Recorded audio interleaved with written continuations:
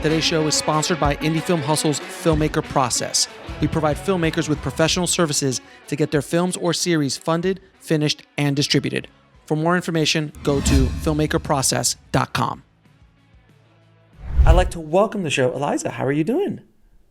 Good. How are you? Thanks for having me. Thank you for coming on the show. I really appreciate it. Like I was telling you earlier, I am a big fan of yours. I've been watching you for a while, and I've been in the stand-up circles for quite some time, working with a lot of big stand-ups going on tour and with some of them. And they are, and my first, Gabe Iglesias, I did a bunch of stuff with Gabe. Joe Michelle Milian was the star of my first feature, and she introduced me to a ton of comics, and most of Deborah Wilson. So many different. Wow. Carlos Alzaraki, and then all of Gabe's. They were all in my first feature that I directed. So, the second I got to LA, literally 3 months after I got to LA, the stand-ups were the first to embrace me, and I just became friends with them. It's a wild ride hanging with stand-ups, especially at late at night in those comedy clubs. Yeah, it's somewhere no one should be, but that's where we are. Exactly. But one thing I always wanted to know, coming from a stand-up, how do you construct a joke? Like, how do you, like, as a writer, bring it together, and then the timing and the pitching and the working it out before you get on stage? You know, I'm a big believer in the workout, in just getting up every night. Sometimes you can't do every night, but I get up pretty consistently, and it really is about talking it out. You know, you will never know what it's going to be until you get it on its feet. So you can stay at home and you can write all that you want, but it isn't, and I think a lot of screenwriters too, unless you say the words out loud and you hear them out loud to hear the intonation and inflection and pauses, and then of course there's that audience feedback, you'll never know, because the way it sounds in your head, it won't even ever sound the way that you want to say it. So it is about working it out over and over. And then, you know, if you get a big laugh, great. If you get half a laugh, maybe you have to switch things around. You know, it goes beyond premise, setup, punch. You know, there's so much in between. And that really just comes down to the craft of it, which a lot of people forego because people want to get famous immediately, or they want the joke to just work, or sometimes the low-hanging fruit joke just works fine. You just made a joke, you said the F word, and that was that. Not that the F word isn't a beautiful thing, but you know, about 10 years in is when you can really start to change and really dive into the math of it and the energy of stuff and taking people on that ride. So it's just like anything else. There's a craft, and you gotta put in that 10,000 hours and just keep saying it over and over. Tired of it. That's the thing, that a lot of even actors and stand-ups, but they don't understand that it's a rarity to have a Eddie Murphy show up, you know, that or you know, these young kids who just explode. And you were fairly young when you kind of became, you know, a headliner and all that stuff. Yeah. Back with Last Comic Standing and everything. Yeah. I mean, how do you go from like working the clubs to like, hey, you're a headliner now?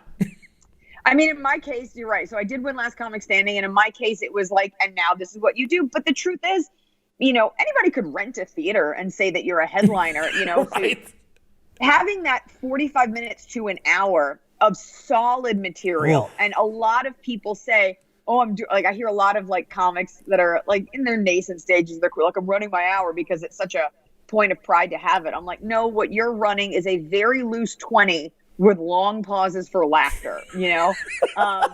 That's true. So it's about having the energy and the through line to take people through that hour. And so that just comes from the practice. But, you know, you can headline a Chuckle Bucket and you're not ready to headline The Beacon. You know, this is about an audience that came to see you versus an audience that won free tickets. And that's what those clubs are for, is working it out. You know, my first couple, you know, of headlining gigs, you know, you're just, especially right after the show, it's just like, you're a headliner now. I'm like, well, I better string together the 45 minutes of stuff I have, because these guys that I'm touring with want to bury me. And then it really is about what you do with it, and about how do you choose to get better, or do you keep doing the same jokes, or do you keep, a lot of people keep doing the same jokes versus evolving. So it's all about putting in that work, I guess. Yeah, and I remember Seinfeld. I think one of his specials, he just retired his jokes, like all his solid material. He just said, "I'm done." That's what you do when you're done. You know, everybody. It's a luxury to be like, "I'm done," and then the next crowd, the next day, they have to hear all brand new stuff that's not fully worked out. Sometimes it's just a premise, no punchline. But that's what your like Monday through Thursday night shows at like alternative venues are for. You know, I'll get up with my notepad on like a Wednesday and I don't ever say like, let's try this out. But if it doesn't land, I'm like, look, this ticket was $10. We're in an alley. I don't know what you expected. So there's sort of that tacit agreement with the audience, you know. But if you're coming to see me at a theater, this is your night out. I'm very cognizant of people spending the money that they have. In some cases, that is their money. That is their disposable income on a ticket to see me. And I want to give them a show. So the pressure is less there if you're doing a quick set at the Improv versus a 4,000 seat venue. You want to give them a show. Right, exactly. Now I know a lot of listeners listening think of stand up as a very glamorous job, and you get to travel the world and first class accommodations all the way around. Can you just please explain to them what it's like, especially when you're coming up with the selling the merch outside your the side, like the CDs or the CDs of your album or T-shirts and stuff. Yeah, can you talk a little, because a lot of people just see the Netflix special. They're like, oh, they've arrived. I'm like, yeah, but it took a minute to get there. Oh my God. And even, I mean, there's a lot of Netflix specials. They gave out a lot. Like even those people don't have that merch. Like you just had that special, but aren't touring. You know, there's so many ways to tour. I mean, to put it in perspective, after Last Comic Standing, we went on tour and I was hand burning my own CDs so I would have something to sell. I don't even know what that set was. My first album that I recorded myself, hand burned the CDs. I don't think I ever sold it. And, I have a very specific memory of playing the Tempe Improv. And you'd say, that's my time, thank you. And then I'd run out with my duffel bag and I'd put out all my own T-shirts that I brought with me in my luggage. What? And this is before Square, you're running a credit card thing and then you have a Square. And then, I remember I did a guest set at Zanies in Nashville and John Reep was on. And I remember I went outside and he had 2 folding tables set up of like way too many SKUs of T-shirts, but he had like 10 different kinds of T-shirts. And I remember thinking like, that's when you've made it, when you have merch like that. And it takes years to figure out, because you got to pay for everything.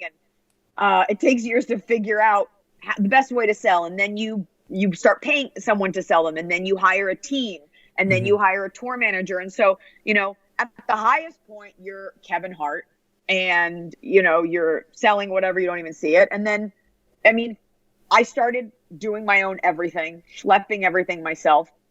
And I know that, when the pandemic hit, I ate thousands of dollars in T-shirts that we had prepared for the tour. Of course. And those are sitting in a warehouse. They've made a lovely condo for a rat somewhere. But you're still entertainers. So you're still going in through the kitchen, like that scene in Goodfellas. Beyonce probably walks through the kitchen. Backstage is my opener. His name is Hunter. He loves theaters. He loves the history of theaters and they mean something. And I'm like, I don't do sound check. I get there. I have someone do my sound check. So I arrive like 45 minutes before. I come in the back, the loading dock where the garbage is. I never see the front of the house. I never see the front of the theater, except for like in a car, you see people lined up, which is great. But like to me, they're just backstages. They all look the same. And if you have a second when you're on stage to admire the beautiful theater, that's great. But it's even at its most glamorous, if you have a private jet, that's one thing. But these are early flights. In some cases, you do have to connect if you don't want to take a private plane. You are connecting through Atlanta forever. Mm-hmm. You're dealing with other travelers, other passengers. I do believe air travel brings out the worst. Like if you want to know what the world will be like in a post-apocalyptic situation, go to an airport. And in some cases, restaurants are closed or you don't have the healthiest options. So, God, there are definitely times where I'm like, I think I'm supposed to be more glamorous than this as I'm eating like a power bar at a Wawa, driving to the gig. But sometimes the only way to do it is to drive. So it's definitely humbling, but it's definitely worth it because you get to do the best job in the world on your own terms. Absolutely. Now, when I mean, during all those early years, what is there an experience, the worst kind of experience that you had at one of these stand-up, at one of these gigs that you just like, oh my God, that day, I'll never forget? I mean, there's definitely, look, because you can't talk about that without talking about being a woman in stand-up, which it's never occurred to me that I always get questions about, and you didn't ask this, and it's fine if we don't talk about it, like, are women funny? And that was my next question. Okay. It's such an antiquated question because it comes from this world where it was only men doing it. But the truth is, personally, it never even occurred to me, not growing up, not when I got into it, that I wasn't just as funny as my friends, because I was always funny. And so I feel bad for the women who have had to go through it. Also because I became a headliner so soon. I never had to ask permission. I never had to seek validation from someone because I was always in charge. And that's a blessing and a curse because you sort of miss bonding time with other comics, but I'd take it over, some male comic telling me I had to like sleep with him or something, which is fully insane. So, a lot of that comes down to physical vulnerability as a girl, and vulnerability, male or female or other, standing on stage. It is this tacit agreement with the audience that we intend to do no harm. So I'm going to stand completely blind to you because the room is dark and the lights are on me. And I'm going to hope that no one's going to throw anything, that no one's going to come on the stage, I mean, there are comics who have had that happen to them. It's not like the movies where they're like throwing tomatoes. One sticks out because it's particularly egregious. I was on stage in St. Louis at a club. This is a very long time ago. And sometimes you get hecklers who just make noise. Like it's like this male inferiority thing. Like they just want to be included. And I was doing well and everything was fine. And I kept hearing like a noise every time they'd laugh. I'd hear like, ooh. And so your first thought is, okay, either he's booing or he's making a noise because he's hoping I'll be like, who's that owl? Oh, is it you? Do you want to come up here?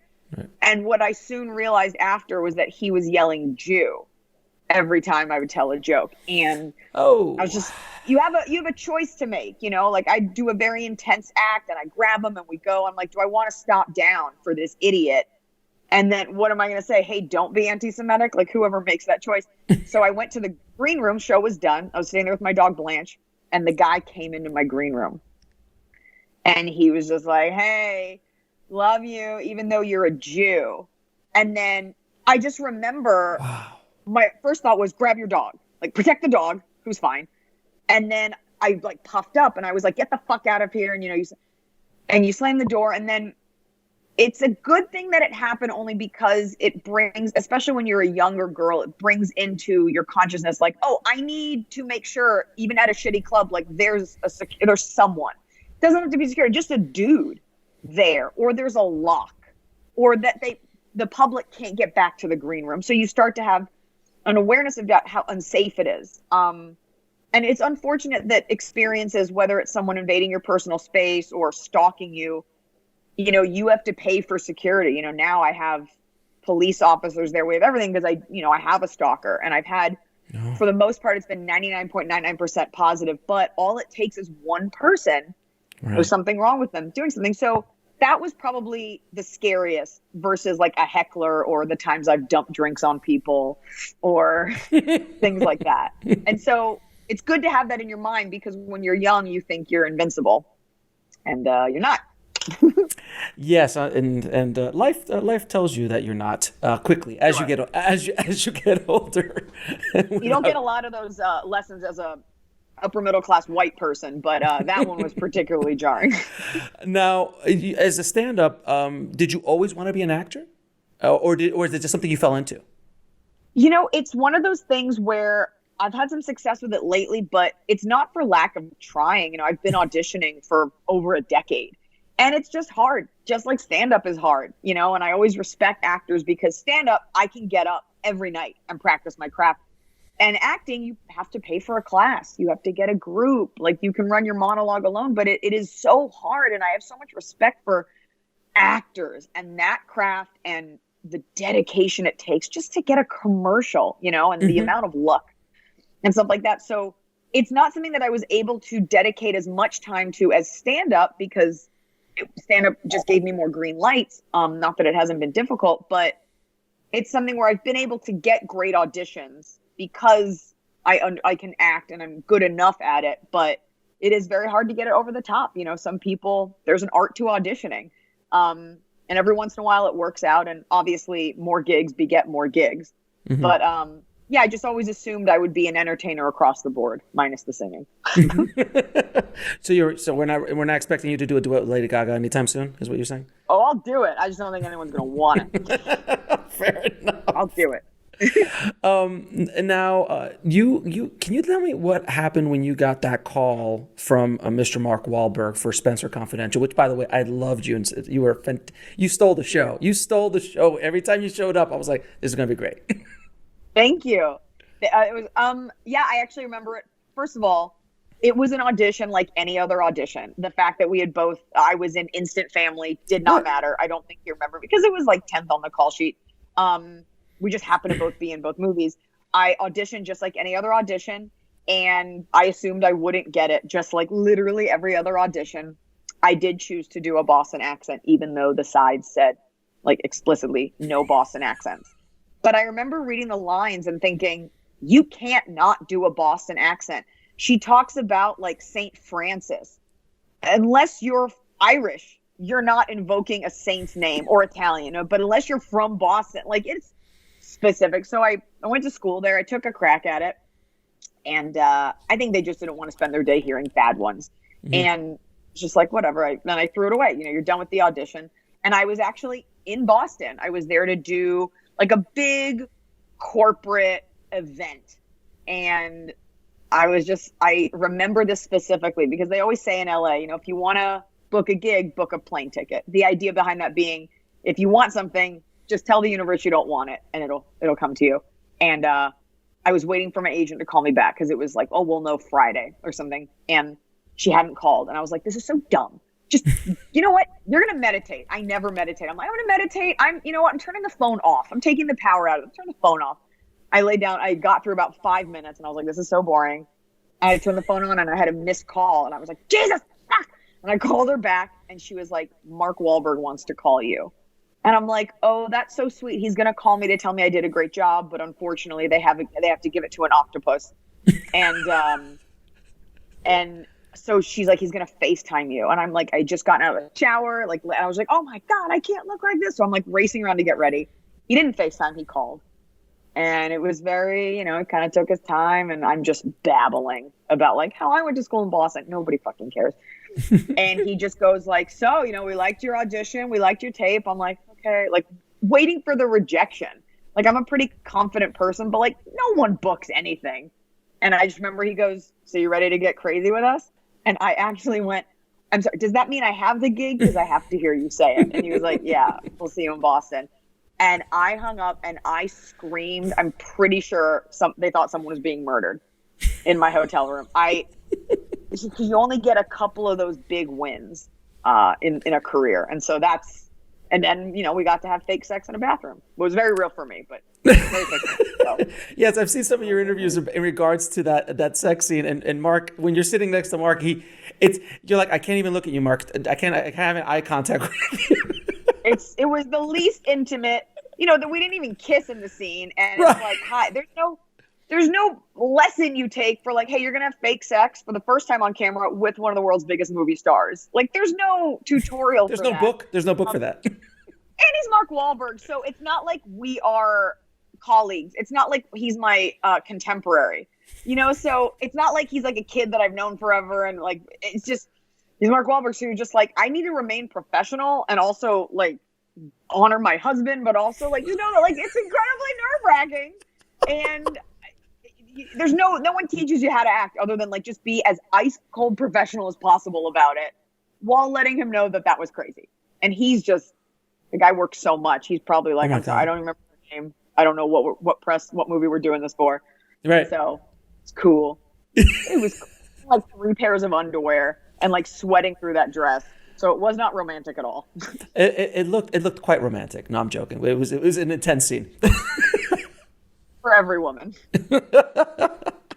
Now, you wrote a book called Girl Logic. I'd love for you to talk a little bit about why you wrote that book and what you wanted to put out there. God, so I probably wrote this book 2017, 2018, and I just sort of, a lot of my act for a while was about making fun of girls, laughing with, not at, but also at, because everything weird that we all do it. And I believe stand-up is about holding up a mirror and being like, here's what we do. And then I sort of started getting more into the psychology of it, and sort of, it's not enough to just make fun, but explaining why we think the way that we think. And we're so vilified. Women are so vilified if they deign to try at all, right? Either you've lost too much weight, or your body isn't perfect, or you're too proud of yourself, or you need a better self-esteem. Like, we like to keep women in this constant state of being unsure of themselves. And so I wrote Girl Logic as my sort of scientific, without any backing, take on explaining why we think the way that we do. And we're always labeled crazy, but there's actually a lot of heart and intelligence that goes into why we think the way we do. And we have to be so many things to so many people all at once. The expectation is you'll be the perfect mother, you'll be thin, you'll be curvy in the right places, you'll be a team leader, but also a go-getter, but also quiet, but you'll also listen, but not bitchy, but also in charge. And it vacillates depending on who you're talking to. And so it's so easy to label women as crazy, when the truth is we are just trained from thousands of years of trying to be everything at once. So it was my attempt to explain, and I think it's a great handbook for men, why we think the way we do. And you have to take into account fertility and sexuality and societal perceptions and all of these things that make us the way that we are. Not crazy, but very complex. And so I wrote that, and I just got another book deal. This one's with Abrams, and it's not a follow-up. It's just my second book. It's called All Things Aside, and it's a book of personal essays, and it'll be out in 2022. Nice. And I'm just writing that right now, but I keep forgetting. It's on my desktop. It's on my things to do. It's on my things to do. Yeah. Now, out of all the careers that you could have jumped into, can you tell me why stand-up? Because like you said earlier, it's not an easy journey for a guy, but specifically for women as well. Because I know a lot of female stand-ups. It's tough. Why did you decide to go down this road? I didn't think about it. I just, I was always funny. I always did improv. I always made my own movies. Everything was always about comedy. Like, I was the kid in school. The teacher would be like, you break into groups. You can do an oral presentation. You can do a book report, or you can do like a video. I'm like, video, stay in front of the class. We'll forego the information as long as I can get that laugh. And so, then I went to film school because there was no such thing as like a stand-up comedy major. And I was always a student of comedy, but it was never really about stand-up specifically, because I loved sketch. And I remember I got to LA and I knew I was going to be in comedy, but there's no roadmap. I didn't have family that worked in the business. I didn't know anyone. And I was like, I just got to get near it. So whether that's working in an office that does something creative, I was like, if I could just, at that, you're in your early 20s. And I just remember thinking, I just want to be successful at something in comedy. I probably very easily could have become a writer, or someone that did sketch, or a producer. It's all about where the energy flows. And I remember thinking, if I could just get that stage time. And I remember taking sketch comedy classes, and I thought I sent in a tape for SNL. I think I gave it to an agent who probably threw it away. But I just remember thinking, how do you get stage time? I didn't know about the Comedy Store or the Improv or alt comedy, anything. But I remember thinking, if I could just get stage time, then they'd see how good I am. And I had come from a semester abroad, where this is so random, but they would do these open mics. I was on a ship for 4 months, and kids would get up and they'd sing, or they'd do poetry, and I would make fun of the kids on the ship. I'd make fun of the male-female interactions. I would just kind of do that, and that was based off of a one-man show I had written in college. So it was just me taking the little things I'd written, expanding. And I took a couple of those jokes. I got to LA and I thought, if I could just find a stage, then I'll be a star. And I saw an ad for a comedy class, and it was, pay, buy our book, and we'll give you a showcase. And I was like, I don't want to do this. I know you either get funny or you don't. You cannot teach it. Sorry, folks. Right. And I did the class, and I helped all the other kids write their jokes. And of course, I just did not like the instructor. And I'm sure I was nice to him, but I was just like, what is this?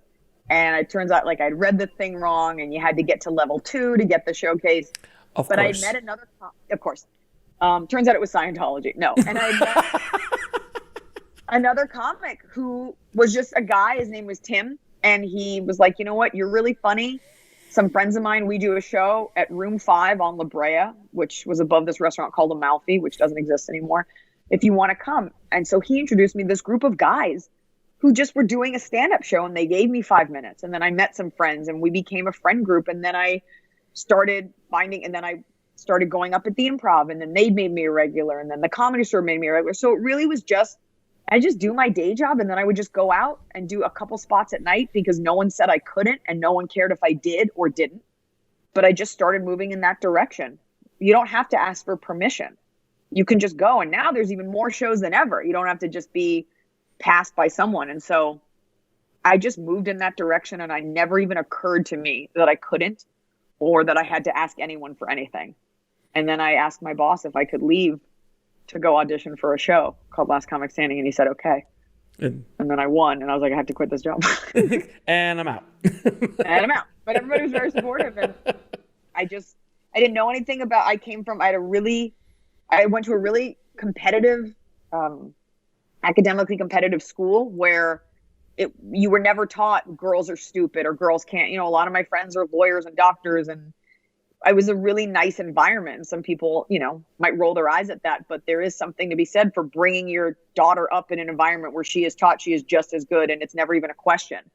And I took that confidence with me into moving to LA. And so when you run into people who think you should kowtow to them or think women aren't funny, I'm like, where are you getting this? I don't know why you're so smart. It doesn't even occur to me. It's just such like a different way of thinking. And we criticize women when they have confidence. I've definitely been criticized for that. I'm like, what's the other version, that I'm as insecure as you and I'm mean to everyone?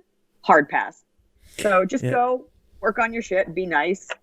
And that's all you can do, right? I've never heard of an insecure comic ever. I have no idea what you're talking about. I mean, we're all, slightly insecure, but artists are in general. We are. Yeah. But I've been around certain comics sometimes. I was just like, dude, like, come on. I remember showcasing one time for something. There's all these comics in the room, and it's always so exhausting when there's a comic who's like doing bits for everyone. I'm like, dude, we're all here for the same thing. No one in this room can greenlight your career. Why don't you save your fucking energy? We all need attention, but like, I've never walked into a room like, fun time is here. Like, just save it for the stage and be funny with your friends. You're never going to, I love being around funny comics. I love people who are genuinely funny, but people who try too hard out of insecurity and then get angry. And it's like, just do a good job on that stage. And then even if you're a bad person, people will still like you because you're successful. That's the rule in Hollywood. Now you said in your basement. Yeah. Now you said you moved to LA. Do you suggest people, like, I came to LA over a decade ago. You learn here a lot faster than you learn anywhere else. But in the stand-up world, can you make it in New York, Chicago? Can you just do your own tours, or do you have to live in LA? I mean, if you just want to be a stand-up, I mean, a lot of successful stand-ups don't live in LA because we are taxed very heavily. Yes.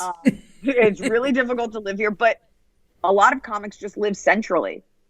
Some people live in Austin, some people live in upstate New York, or that's not central, upstate New York, but if you're successful enough, like Jon Stewart lives on like a farm in upstate New York, and he just cherry picks his gigs as he can. I don't know where all stand-ups live, but if you only want to tour, it actually makes more sense to live somewhere else, unless you're like always flying to Hawaii. So you can definitely, and there are plenty of comics who get really big in another city and then they come here. But you got to prove, LA is LA, and you've got to, I think, it's a diverse city, and you do run the risk of, if you stay in your small town, you start to cater to that audience and you don't open yourself up to a bigger crowd. And when you really start to tour, you just know people, while they are the same everywhere, like, crowds are different. So your LA specific comedy or Chicago specific comedy may not play in London, if that's your goal, or LA may not play in New York. Funny is funny, but it's always good to get that perspective and to get those reps in somewhere else. But if you just want to tour, you can live anywhere because planes go everywhere. I think LA makes the best comics, personally. And it's, I mean, you happen to live in LA. Happen to be one. Exactly. Now, one thing I've always found fascinating about the kind of like stand-up psyche is I was shooting a special, and I was doing a lighting test, and I got up in front of the mic. There was nobody in the crowd, and I just stood there, and I just saw the empty seats, and I freaked out. I'm like, I can't understand the bravery, almost the insanity of a stand-up to just go up and go, I'm going to entertain you with my voice, not singing, and I'm going to make you laugh for an hour. And it's always that guy, like, I could tell jokes in a group, and I could kill in front of 4 or 5 of my friends, and that's fine. And I have that charisma, if you will. But you throw me in front, like, it's a whole other thing to do it professionally. You are alone. And when you don't do well, you realize how alone you are up there. And there's nowhere to turn. And that's something that's so great about the OR at the Comedy Store. It's like, if you're eating it, like, there's nowhere to hide. It's not even a big enough stage to like go to the other end to see what that side's like. Like, it's, a coffin size stage, and you're just like drowning in your own hubris. I mean, I need it. I don't need validation. Everybody needs validation in a different way. Mm-hmm. I love making people laugh, and them laughing at you validates that all the things that you thought in your head about being human are true. And we all need these things for different reasons, but I've never had stage fright. Some people do, some people don't. A lot of people find it terrifying. And it's weird because it is one of the hardest things to do, to master it, not to just tell a joke. And yet everybody thinks they can do it, and people have no problem giving you critiques or advice, or you're in a conversation. Someone's like, I work at FedEx, and goes, and by the way, feel free to use all this material. You're like, I'm good. Thanks so much. But it's less about, your life isn't interesting. It's more like, I speak from experience. And I really believe, me using your FedEx Kinko's material, while I'm sure I can make it relatable, I like to talk about things that I am, things that I feel. Like, you're talking about a point of view versus co-opting someone else's point of view. And it is this inherent need to have people validate your thoughts. Seinfeld, you think about it, like, the show is about crazy, selfish people. Oh, completely. And yet we all watch it. We're like, I do feel that way. Like, of course they take it to extremes, but it is about saying, like, here's the weird way I see the world, and people being like, I see it that way too. I just wasn't allowed to say it. I didn't think I could. So it's very freeing, and it's important, that validation. Fair enough. Now, your new film on Netflix called Good on Paper, I watched it, and as I was watching it, I love that it's inspired by a true story. And then afterwards, I'm like, how much is this a true story? Please tell me, did this really happen to you? Only the part where we kill him. Just kidding. They'll never find the body, ever. Yeah.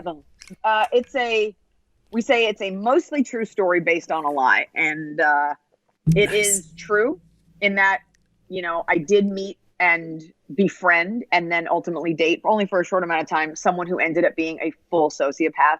And from the day I met them on an airplane, it turned out they had lied about everything, down to what clubs they belonged to, what school they went to, where they lived, everything. And it was just such an insane story, which I only realized through telling the story how relatable it is, and that almost everyone has dated a liar, or like, oh my God, my cousin dated a guy that said he was a doctor. I mean, there's podcasts about it now. There are, I told this story a couple of years ago, but like Dr. Death, or what's that one about? No, look, not Dr. Death. What's the other one? The one with Connie Britton. Okay, fine, whatever. Thought my assistant would know. Shows about guys who lie. Dirty John. There it is. Yes. American, to an extent, is about people who just lie, and we don't realize that it actually is. The world is replete with liars, and it isn't until you go through it that you realize, oh wow, this happens to a lot of people. And so, what initially started out as me writing the script as a form of catharsis and just to get it out. This movie isn't about revenge. I don't care if that person ever sees it. This became about telling a great story. that's ultimately relatable because of the characters and the situations, and that's funny and heartfelt. So what comics do is we take real life tragedy and you turn it into something funny, relatable, that is art. And that was the goal. And it's so steeped in reality. So even if you don't believe it, it happened, folks. It's like, was it just like that he just met you at an airport and it just took the opportunity there to just kind of roll with it? Because it obviously wasn't someone who was just like planned all of this. It kind of just fell on it. I don't know. Oh, you never knew. I made up my own conclusion. To this day, I'll never know. Did you know who I was prior? Did you Google once we were on the plane? Do you? I think, because there's different parts of the lie, but on the plane, he said all these things. And I think that's just their MO in life, because I'd weirdly heard from a couple of other girls who were like, I know this guy. One girl said he lied about one thing, one girl said another. So I think that was his thing. Now, I don't think there's anything wrong, we talk about it in the movie, with lying to someone on a plane, because you're like, I'll never see this person again. Who cares if they think I'm the Queen of France? Mm-hmm. Probably wouldn't be flying commercial if you were. But then, the kicker of the movie is this person was a liar, but our character ends up liking him for all the things he didn't lie about. Right. Kindness, intelligence. And so it's a real lesson because there is an archetype of person out there who's so insecure. And it's like, if you were just yourself, you'd have such a better shot. Because that can, you're always like, what's the goal here? That we die together at 80 and I never knew? Like how long was that going to go on? Because, as anyone who's ever lied before, especially in a relationship, you can only hold that on for so long. And he lied about everything. It must have been exhausting. And so I was like, this is a crazy story. And it really poured out of me. And, I just wrote it, and then getting it made's a whole other thing. But yeah, how did you get it to, how did Netflix saw the script and it's like, we're in? How did that work? Oh my God, I wish. I don't even know if Netflix, they must have existed at the time because I'd already done some specials, but this was before streaming original movies. Oh, so this was a while ago. This all happened to you a while ago. I think this happened around 2015. I don't know why I can't do the math, but I knew this person when I was 30, and I remember they were at my 31st or 32nd birthday party. So this is now going back 6 or 7 years ago. And it happened. And of course, you take some time with it. You need to remove the anger, because we're very quick to, be like, oh, a woman scorned. But really, the story is about a man scorned. This is about a guy who was so sad and incapable that he was like, I'm going to make women pay for it. So I was very delicate in the way I told that. But I probably wrote this script. And this script really is a testament to, again, asking no one for permission. And just doing. So many people have all these ideas, and it's like, put it on paper, write that script. Because people want ideas. They want something that they can produce. And it's hard to produce just an idea without something concrete. So I wrote it, and I gave it to my manager, and I was like, here's what I got. And so she, you take general meetings. I take them all day, every day. And usually they pan out to be nothing. But I was in Boston, my lucky city. This was a couple of years ago. I was playing the Wilbur, doing 800 shows. And she said, we have a general for you. His name is Paul Vernon. He's a producer. He lives in Boston and LA. Love to meet you. So I looked him up. I was like, ooh, he's cute. So I put in some fake hair and I went down to the lobby. And I had a boyfriend who's now my husband, but I was like, still, best hair forward. And we ended up just having a really great meeting. And we got very personal and talked about relationships and we became friends. And he loved the story, and he said he'd love to make it. And my whole thing in this career was I just need a yes. I don't care who it's from. I want that yes, and please let me run with it. And he did. And they got Universal on board. And I teared up a little bit when I saw the movie after the fight, after we were done with it, and I saw it on my TV, and I saw the Universal title card at the top, because that's substantial. That's not 15 production companies each pulling together $1,000. That's... It's like, oh, somebody believed in you, and they were cool. It's the show. It's the show. And, but even once he said he wanted to do it, then begins a year of rewrites, going back and forth with one of his producers who ultimately left. And then we got a director on board, Kimmy Gatewood, and then she took a crack at it, and I had to go back as the writer and undo all the edits that were made that I didn't agree with. And Kimmy was like, why isn't it this? And I'm like, that's what it should have been. That's what the amount of emails where I'm like, that's what I had in the draft. So she was really great about understanding my voice and tone and intention. So we do that. And this is a movie, you know, when you're a movie star or when you've got big Hollywood friends, you can pull in a lot of favors. And I'm very much the little engine that could. And we were like, you know what? We're not going to get anywhere if we give this to actors and we let them sit with it for 6 months while they read it. I'm a big believer in like trust an actor, give them the part. So she came up with Ryan Hansen, who played Dennis. I'd never heard of him. He came in, and I was like, this guy's good looking. He's like, I'm going to wear fake teeth. I'm going to dye my hair. I'm going to do this. Like he wanted to play a liar, which is cool because most men want to be like a superhero good guy. And then the best friend character was a combination, an amalgamation of 3 women in my life, one of whom is my best friend, who is a lesbian. So I was like, this character's got to be queer. And we picked Margaret Cho because she represents not only, you know, a diversity and being gay, but also stand-ups. And I have a great love for that. And she and I play well off each other. So almost every single part in this movie, it was like a race between me and Kimmy, like who could give them more parts away to their friends. We gave, because, you know, like as someone who's auditioned, I think of the amount of times I haven't gotten it. And I'm like, but why? This person is equal. There's no reason. People get so precious about these bit parts. I remember, like, I've read for like a FedEx delivery worker, and I'm like, really? Like, you couldn't just trust me with that line in your movie? And so my best friend, one of the guys who plays a director in the movie, is an actor, but he's my favorite bartender at our favorite restaurant. And I knew he was an actor, and I was like, why wouldn't I give him that? That's amazing. Why wouldn't we give our friends these roles? This is like, don't be so precious. We didn't write Shakespeare here. Like, you can, if you're a working actor, you can handle it. And so it was a real exercise in trust, and everybody did their job, and it was really cool to see that. That's awesome. And then Netflix obviously came on board later on, and it was months and months after we had turned it in. You know, like Kimmy did her edit, and then as the executive producer, I sat there with my baby and I oversaw every single extra cut. Like, people don't understand that, like, your jokes live and die by the editing. Mm-hmm. It really, it's up there with performance. Oh my God, yes. And you can create timing if the performance isn't there, but it also has to do with lagging. You don't want people to get bored. So I was maniacal about it. We turned it in, and then you don't see your baby for months. I'm calling my executive producer I'm like, where's it going? He's like, Universal doesn't say anything. And then he called me one day. He's like, Netflix bought it. And again, it was one of those, like, fuck yeah, like, you only get a couple of those screams in a career. And I think I broke a window. I was screaming so loud. The dog was terrified. And but you've already had some specials on Netflix prior to this, right? It's a different department. You know? It's a totally different department. And because you think, you know, no one says yes to anything.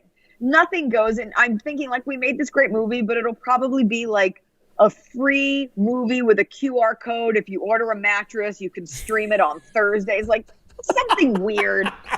And to have a company like that say yes, it was so validating. That's awesome. Yeah. Real quick, you touched on something about timing. That is something, and especially in all comedy, if timing is everything. You know, it really is about timing. You can't teach timing. You can't, like, how do you know what timing is? You know, I mean, I've cut comedy before, and it's just like the stand up will be there and going, nope, you gotta give me one more beat there. One more beat. Yep. What is that? Feel it. It's a feeling. You don't know it, it? You feel it. Like musicians, like, they just feel it, right? Like, it just comes out. You feel it it's actually metaphysical, and it's nature. This is such a weird example, but your dog has perfect timing. If you've ever played with your dog, right? You like, and then they always wait the perfect amount before they attack again. Like, it's on the right beats. I've always noticed that. Like, they understand the rule of 3. Right. There's something, Avogadro's number, what is the golden ratio? Like, there's something mathematical about timing, about the perfect amount, like da-da, da-da, da-da-da-da-da. Like, there's beats to it. It's musical. And you either get that or you don't. And you can try to compensate for it, or you could do what I do, where you just steamroll the audience with your noises. But, and it really does make or break some great comedies, and it, you know, even dramas, you know, the suspense, the bad guy's coming. Sure. He stabs with the knife. Timing. And he does it too soon. It's not scary, and too late. You're bored with it. So, you can teach people to be aware of it, but it is something that you feel. Like when you're on stage, you take the audience really, really high. You're going really, really fast, and then you drop it down. And it's an opera. It's like you're composing music on stand-up. And the great stand-ups, you look at their shows, and it just constantly is like and that. There's different ways, just like for singers, There's different ways. I was at the Comedy Store last night, and Tom Papa, I was just listening to him. He's on before me. He has a very melodic way of speaking. Like, right. And then you do it there, and then you don't know. Some people or Stephen Wright. Jokes. Like Stephen Wright. Sure. Or there's like a misdirect, right. There's a tempo. Like Sebastian is very like da-na-na, da-na-na-na, da-na-na-na, and you get on board with each person's song. So yeah, it is, it's math. It's math and music at the same time. Yeah. And then when is Good on Paper out? Good on Paper is out June 23rd on Netflix. We worked very hard to edit it to make sure that it moves. And we're calling it a rom-con. It's its own genre. Romantic. It's very romantic. It's very romantic, the rom-con. Now I'm going to ask you a couple questions to ask all my guests. What advice would you give anyone trying to break into the film business today? Don't do it. Stay home. Be a doctor. Get a real job. Math and help improve America. Do not do it. Fair enough. We're good. Now, what is the lesson that took you the longest to learn, whether in the industry or in life? I don't know that I fully even learned it yet. Slowing down is very difficult for me. And I think in slowing down, because you can still be witty and you can still be fast, I think there's also slowing down of judgment. And I think as a comic, you're very armed, and especially, being a woman or whatever experiences you've had, whether you're the fat kid or you're the kid that was made fun of their race or whatever, you build up a bit of armor. And you never want to be caught off guard, but realizing that most people are not, and these are my battle scars from just being in stand-up and dealing with broken egos. Most people are not coming to the table ready to be mean. But having gone through my own experiences with how competitive stand-up can be, you start to think that way about people. And it's always an exercise to remind myself, like, this person likes you, especially in this business, like the feedback you get, people judging you for things you didn't do, or, oh, she was really rude. And you're like, I didn't even see the guy. Like, people putting their insecurities on you. And it is a challenge every day to treat each person on a case-by-case basis, and sometimes even give people a second chance, even if they're rude. Because the truth is, most people don't realize how they come across, and all they will remember is how you reacted to them. Mm-hmm.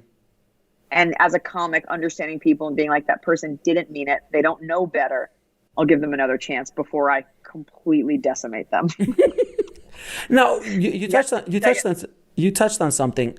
Do you believe that there is this kind of like crab in a bucket mentality when it comes to comics? Because it's not. I mean, some are supportive, but others are just like it's like this competition. And I just want to, from your point of view, like, what is it? I mean, look, we're all competitive, every director wants to be Quentin Tarantino. Like, I mean, so, but also in certain areas of the business, they said, like, I know a lot of these big directors, they all help each other. They get calls, they're like, hey man, I'm having this problem. What do you think?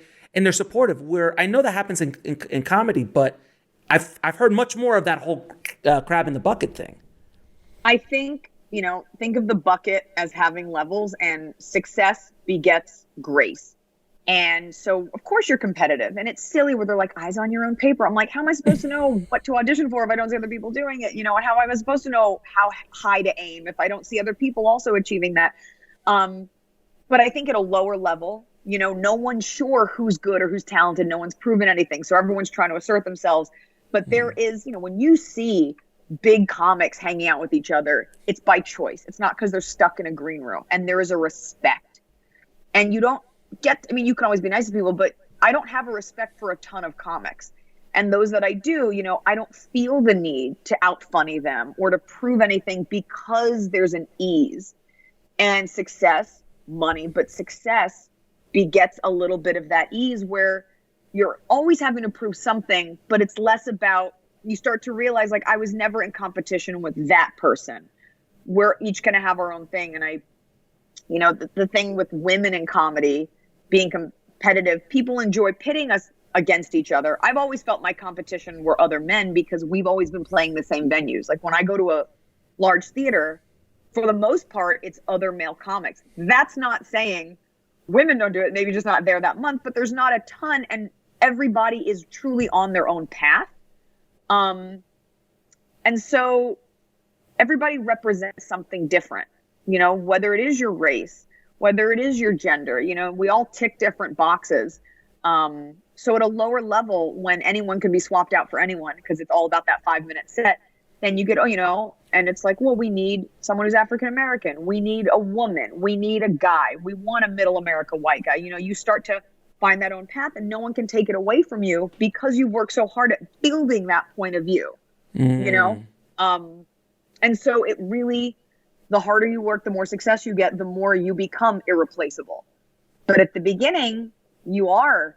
It's Thunderdome. You can be swapped out. It's Thunderdome. It's Thunderdome. It is Thunderdome at the beginning, but I'm sure everybody wants to be the best, but I don't think like Kevin Hart looks at Dave Chappelle like, I gotta beat him, or vice versa. I think they're both doing their own thing, Right. And the truth is, the busier you are, the more validated you feel, the less you think, the less you're doing that scrolling, the less you're thinking about who you hate and who you don't, because you're so busy that you're distracted. You're focusing on the work. To figure that out. Yeah, you're focusing on the work. And don't allow yourself to be pit against. And I'll have that sometimes. I said something about a female comic the other day, and someone was like, oh yeah, she's a bitch. And I was like, no, I actually don't know her. And I'm like, why do you think she's a bitch? He's like, well, one time. And I'm like, you need to relax with that, because you're trying to get me to say I don't like her, but I don't really know. I don't like her jokes, but I don't dislike her. But I know I dislike you now because you're manipulative. So just always be aware of other people's agendas, or do what I do. Do your fucking time, crush it, and go home and eat a sandwich. And last question, 3 of your favorite films of all time. Goodfellas. Nice. Goodfellas and Goodfellas. Goodfellas, I hate that question, right? Because it's not going to be on your gravestone. So just 3 that come to your mind now. I'm supposed to say Shawshank Redemption. I love Goodfellas. I don't have any. I need a good. You know what? I don't know if it's my favorite film of all time, but I watched The Wedding Singer on a plane last week, and I was laughing out loud. It's so good. Adam Sandler's so good. One of his best. Can I just leave it at Goodfellas? Because I had, in film school, I had that poster on my wall. Of course. And I actually, fun fact, people cringe at voiceover as a device, and I love it, and I put it in my film because of Goodfellas. I had voiceover. So thank you. But not as many whackings in your film. Not as many. Not as many as I would have liked. As many as I legally could have gotten away with and still call it a true story. It is an absolute pleasure talking to you. Thank you for being so candid, and I wish you much success with your film and everything moving forward. So thank you for doing what you do on a daily basis. Thank you, Alex. Thanks so much for having me. And I'm just now realizing I should have said all the films that were framed behind you. No, those are all my films. So please read them and say that. But I appreciate it. The only one I can read is Broken, and one looks like it says Edge of Destiny, but I don't think that's what that says. I can't read it. You're close. I should have Googled. Okay, cool.